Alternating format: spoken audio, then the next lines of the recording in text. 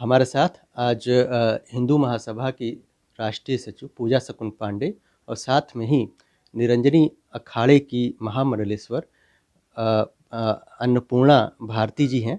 इनसे बात करेंगे कि जो धर्म संसद हरिद्वार में हुई है उसमें किस तरह की चर्चाएं हुई हैं और साथ में ही आखिर ये साइंस बैकग्राउंड की रही हैं और इन्होंने भगवा चोला क्यों पहना है। देखिए, भगवा के पीछे का जो सोच है वो यही है कि एक भगवा ही है जो सनातन और भारतवर्ष की पहचान है।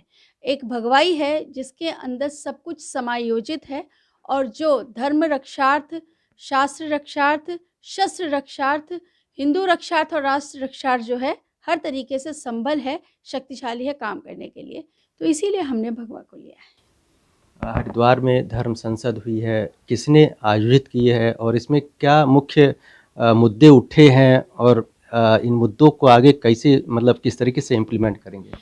देखिए, ये जो हरिद्वार की धर्म संसद हुई है, ये तो थोड़ा-सा आप लोगों के माध्यम से ये कह लीजिए कि सबकी निगाह में आ रही है, लेकिन ये धर्म संसद हमारे यहाँ की पारंपरिक धर्म संसद है। यति महाराज नरसिंहानंद गिरी जी महाराज जी के तत्वाधान में हरिद्वार के ही कुछ साधु संतों ने मिलकर के इसका आयोजन किया और इस बार धर्म संसद का जो विषय था, वो विषय था कि इस्लामिक भारत में सनातन का भविष्य। तो इस विषय को लेकर के हमने चर्चा की और इस विषय को लेकर के मुक्त चिंतन हुआ। हिंदू हृदय सम्राट सभी संतगण वहाँ पर उपस्थित रहे और अपने-अपने विचारों को कहा। आपका बयान बड़ा कट्टरतापूर्ण होता है, उसमें बहुत ही जो बातें होती हैं वो चुभने वाली होती हैं और हिंदू बहुत ही सहिष्णु रहा है, कभी किसी के ऊपर आक्रामक नहीं हुआ है अभी तक, लेकिन आपकी बातों में वो आक्रामकता दिखती है, वो मरने और मिटाने की बात होती है। आखिर ये कहाँ तक जायज़ है? क्या हिंदू धर्म मरने और मिटाने पे ही मतलब जो है आगे बढ़ेगा? देखिए, नो डाउट हिंदू सहिष्णु है और सहिष्णुता का ही नतीजा है कि 800 साल तो हमने मुगलों की गुलामी सही, फिर हमने अंग्रेज़ों की गुलामी सही। तो आज जिसको आप आक्रामक बोल रहे हैं या कट्टरता बोल रहे हैं, वो आक्रामकता और कट्टरता नहीं है। हमारी भावनाओं को समझा जाए, हम लोग युद्ध के लिए तैयार हो रहे हैं क्योंकि स्थिति बड़ी विषम है। आज भारतवर्ष में बंगाल की स्थिति देख लीजिए, आपने 370 वगैरह सब हटा दिया, उसके बाद कश्मीर की स्थिति देख लीजिए जहाँ पर नाम पूछ के सरेआम मारा जा रहा है।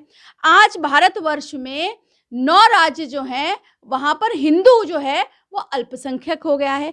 तो ऐसे में हमारे भाषण जो हैं वो आक्रामक ना होकर के हम लोग युवाओं को प्रेरित कर रहे हैं कि आप साहसी बन कर के अब स्वयं सैनिक बन जाओ, क्योंकि सैनिक बल अब कमज़ोर होता, कमज़ोर तो नहीं कहना चाहिए, कम है।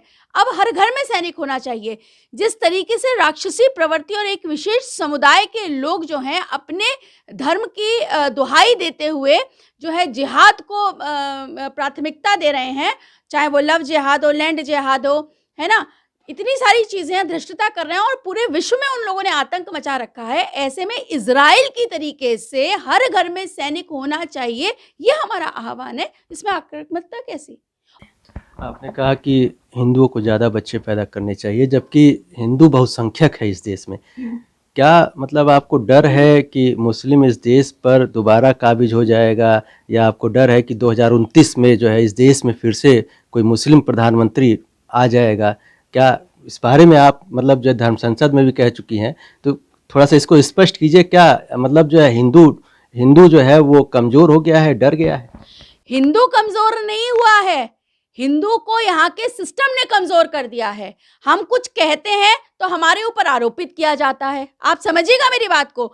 आप ही मीडिया के माध्यम से या हमारे ही चंद लोग अपने राजनीतिक फ़ायदे के लिए हमें जो है कह देते हैं कि हम विष घोल रहे हैं, या हमारी स्पीचेस को हेट स्पीच कहा जाता है। अरे भाई, हम प्रशिक्षण दे रहे हैं, हम बात करें तैयार होने की, और आप जो कह रहे हैं इस्लामिक कंट्री, देखिए बहुसंख्यक हिंदू है, ये सिर्फ नाम का रह गया है। आज से 4-5 साल के बाद की स्थिति ये है कि इस देश में निर्णायक स्थिति में मुसलमान होगा और इस देश का संविधान जो है वो इतना पक्षपाती संविधान है कि वो उनको सारे राइट्स इनडायरेक्टली दे देगा और हमारे हाथ में कुछ नहीं बचेगा और 5 साल बाद जो है हिंदू का कत्लेआम होगा। हमारे पास रिपोर्ट्स हैं, खुद वसीम रिजवी यानी कि जितेंद्र नारायण सिंह त्यागी का इस धर्म संसद के माध्यम से एक कथन था कि यहाँ पर मदरसों में ट्रेनिंग हो चुकी है, प्लानिंग बन चुकी है कि आने वाले 15 से 20 साल के अंदर हिंदुओं को काट दो, खत्म कर दो। तो ऐसी स्थिति में क्या अपने धर्म और हिंदुत्व को या सनातन को बचाना है? और अगर हम कुछ बात कह रहे हैं तो वो पाप है क्या? बिल्कुल भी पाप नहीं है। आप बात कर रहे हैं कि हमें डर या इस्लाम बढ़ रहा है या इस्लाम, आप अफगानिस्तान में देखिए ना, तालिबान में देखिए ना क्या हो रहा है। आप खुद देखिए हो क्या रहा है। सारे विश्व में एक विशेष उसने अपने आप को जो है सब कहना चाहिए कि अपने आप को सिफे सैलार बना करके कि मैं मुख्य हूँ, मोहम्मद मोहम्मद करके, और क्या हाल कर दिया है पूरे विश्व में। इन लोगों ने नाक पे दम कर रखा है। तो ऐसे में तो हमें बिल्कुल आना होगा, और बिना शास्त्र के तो नहीं है भाई। हमारे चौपाइयाँ कहती हैं कि विनय न मानत जलधि दर गए 3 दिन बीत, और बोले राम सको पिता भय भिन्न होए ना प्रीत। तो करना पड़ेगा जी, स्वरक्षार्थ करना पड़ेगा और सिखाना पड़ेगा और युवाओं को आगे आना पड़ेगा। हम डरे नहीं हैं, हम तो अभी भी आगाह कर रहे हैं। हम सहिष्णु हैं, हम गीता को मानने वाले हैं, हम भगवान कृष्ण को मानने वाले हैं। हम भी अर्जुन की भूमिका में ही है। हमें भी, हमारे दिल में भी रहम और तरस है कि हम भी एक बार को सोच रहे हैं कि नहीं भाई ठीक नहीं है, परंतु अगर मेरे धर्म की हानि होगी, मेरे देश की हानि होगी, तो हम क्या करेंगे? फिर तो हमें उठाना पड़ेगा ना। तो वही लेकिन हमारा धर्म जो कहता है वासुदेव कुटुंबकम की भावना मतलब जो रहती है, और संविधान भी हमारा जो है समानता की बात कहता है और भाईचारे की बात कहता है।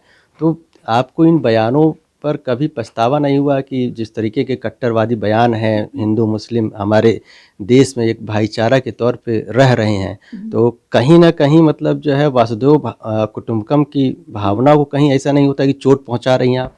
देखिए, कोई भी भावना जो है वो सबके लिए समान होती है, वो एक तरफा नहीं है। वसुधैव कुटुंबकम की भावना को यदि आप कहते हैं तो केवल उसका ठेका हिंदुओं ने नहीं ले रखा, उसका ठेका मुसलमानों को भी फिर उतना ही होना चाहिए। उस बात का दायित्व जो है मुसलमानों को भी वही निभाना चाहिए। पर क्या वो निभा रहे हैं? वो चाहे तो सड़क पर नमाज पढ़ सकते हैं। हम अगर हनुमान चालीसा पढ़ते हैं तो हमारी सहिष्णुता, हमारा धर्म याद दिलाया जाता है। भाई उनके, यानी आप मानते हैं ना कि उनके धर्म यानी उनके कुरान में जो है वो कत्लेआम सिखाया जा रहा है। और मेरा अपना ऐसा मानना है कि जो भी धर्मशास्त्र होगा किसी भी उसका, वो कभी भी कत्लेआम नहीं सिखाएगा। तो केवल हमने इसका ठेका ले रखा है साहब। मतलब हम पिटते भी रहे, लोग हमें पीटते भी रहे, हम सहिष्णुता का भी टैग लगा लें और हम अपनी जो है बिना बात में अपनी मृत्यु भी करवा लें। तो जी क्षमा प्रार्थी हैं, हम तो गीता को मानने वाले हैं। जब तक मेरे स्वाभिमान तक ठेस नहीं पहुंचेगी ठीक है, लेकिन पहुंचेगी, और जहां मेरी मातृभूमि, मेरे सनातन धर्म की बात होगी तो हम तो फिर करेंगे कत्लेआम, और हमें कोई पछतावा नहीं है। भाई गलत हम क्या कह रहे हैं? हम भी तो अपने जिस धर्म की दुहाई दे करके आप हमें आरोपित कर रहे हैं, उस धर्म में केवल सहिष्णुता थोड़ी सिखाई गई है। भगवान राम ने क्या ट्रेनिंग नहीं ली? क्या उन्हें नहीं भेजा गया कि जाओ और शास्त्र का ज्ञान लो? क्या उन्होंने राक्षसों का वध नहीं किया? किया नहीं। धर्म में जब जब हानि पहुंचाते थे, यज्ञ नहीं होने देते थे, पूजा पाठ नहीं होने देते थे, तो वो भी राक्षसों का वध करते थे। भगवान कृष्ण ने भी वही किया। तो हमारा तो शास्त्र यही सिखा रहा है भाई, तो हमें कोई आपत्ति नहीं। और किस बात का पछतावा? हम गलत नहीं कह रहे हैं, ये सत्य कह रहे हैं, सही आंकड़े आपके सामने रह रहे हैं। हमारे पास कोई राजनीतिक हमें लाभ नहीं है कि हमें फलानी सीट मिल जाएगी जो मैं आंकड़ों में फेरबदल कर लूं। सही मायने में तो इस समय सरकार के पास भी सही आंकड़े नहीं है, इनकी जनसंख्या बहुत बढ़ रही है। तो आप खुद ही बताएं कि ऐसा कैसा भावना है जो एक के लिए तो आप मनवाओ और दूसरा उसे माने नहीं।